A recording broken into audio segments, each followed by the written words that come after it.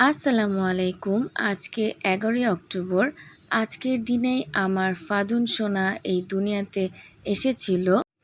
আজকে আমার ফাদুনের ৪ বছর পূর্ণ হলো। আলহামদুলিল্লাহ।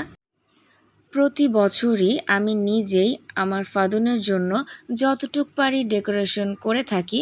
তো এইবারও হাজারো অসুস্থতা থাকা সত্ত্বেও আমার দ্বারা যতটুক সম্ভব হয়েছে আমি আমার বাচ্চাটার জন্য করেছি।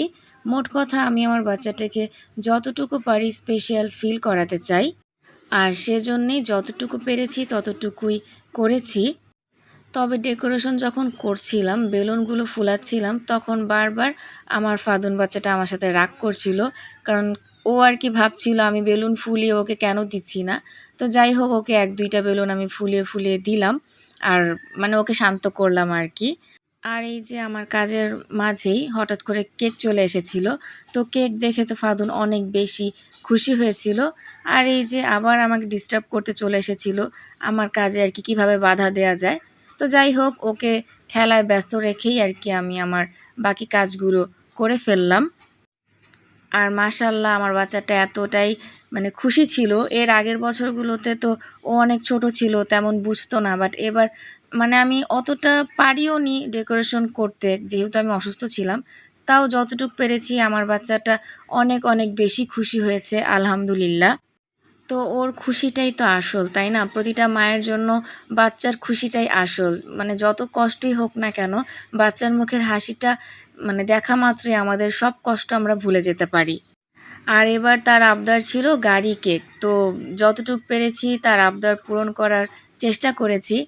আর মানে মাশাআল্লাহ আমার বাচ্চাটা কেকটা দেখেও অনেক বেশি খুশি হয়েছে।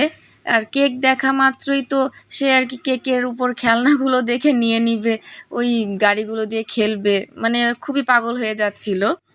আর কেকটাও অনেক বেশি ইয়াম্মি ছিল। প্রতি বছরই এই পেজটা থেকে মানে সাইরাস কেকল্যান্ড থেকে আমার কেক নেয়া হয়। তো এবছরও নিয়েছি। আর এবছরও আমি খুবই স্যাটিসফাই, অনেক বেশি ইয়াম্মি ছিল।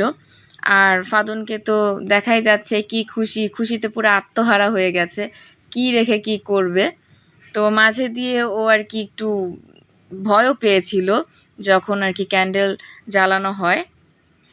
বাট ওভারঅল ও অনেক বেশি হ্যাপি ছিল। মাশাআল্লাহ, মাশাআল্লাহ।